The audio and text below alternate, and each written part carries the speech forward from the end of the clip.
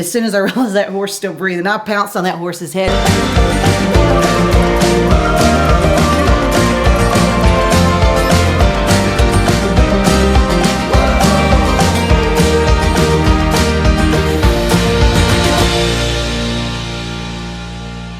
Wherever I worked, I always worked after high school. I always worked, I moved to Colorado from Texas, and I worked at these guest ranches, and they always let me bring in horses to train or whatever. And this is my 5th summer up there.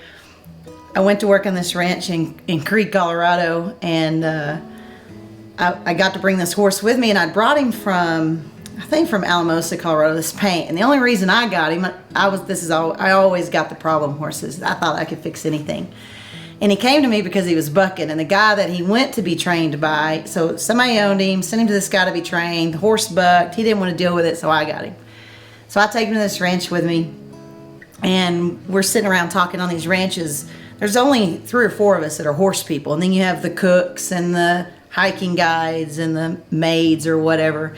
And one of the hiking guides, he was like, "Can I ride a horse that bucks?" And I was like, "No, I don't have bucking horses." And I was like, "Oh, actually, I have this one horse that supposedly bucks. I haven't seen him, but I mean, he already bucks everybody off, so I guess I'd rather you ride him and see how bad he bucks instead of me, you know, and you can do the test ride." And so we waited till all the bosses left. We all stayed in cabins there on the ranch. So that night, we all came out there, and there was a big light right over the top of it, and I'm at the gate, and he saddles fine. We take him in there, and this guy Tavis, he gets on this horse, and he doesn't know what he's doing. I mean, his toes are down. He's holding onto the horn, and I kind of gave him a lesson a little bit.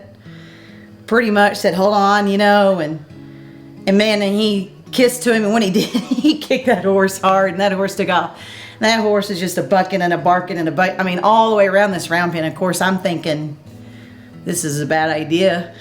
And about this round pen was only about 5.5 feet tall, and it was made out of railroad ties. So they had these upright railroad ties buried, and they couldn't have been that long. I mean, maybe 3 feet in the ground. And anyway, that horse is bucking. Everybody's yelling. I'm thinking, this is really stupid. How do I stop this? About that time, that horse hit one of those railroad ties and falls over. I thought it killed him. And Tavis comes off, and he's laughing and everything. And I ran out there, and as soon as I realized that horse still breathing, I pounced on that horse's head because, a horse goes down, you jump on him, and then they think you did it to them, and they become pretty submissive, and usually. So anyway, so this horse pops up with this adrenaline and is freaking out, and I'm on his head, and everybody else is wondering what I'm doing. And anyway, I stay on this horse's head for a minute, and I pet on him, and I lay on him and everything, and I let him up, and I got on him, and I walked him around that, and that horse never ever bucked with me again, ever. Sent him back to the trainer sent him back to the owner. About 3 years later, I saw the horse again. He still had a scar on his head where he had hit that post. And I asked him, I said, "Did this horse ever buck?" And he said, "No, dangest thing." He said, "I sent him off to a trainer, and about 3 months later, he came back, and he said, best trainer ever." He said, the guy's name is Ladd. He's like, "That guy was the best horse trainer ever, man." He said, "This horse was such a bright," and I could not believe I never got credit for that horse, but I really didn't do it anyway. But we hope that you've enjoyed today's horse stories here on GHN. We would like to thank this month's sponsor, the Mustang Heritage Foundation. Be sure to check them out. They're doing great things for the Mustangs. If you like what we're doing, be sure to press the like button. If you have something to say about what we're doing, be sure to go to the comment section below.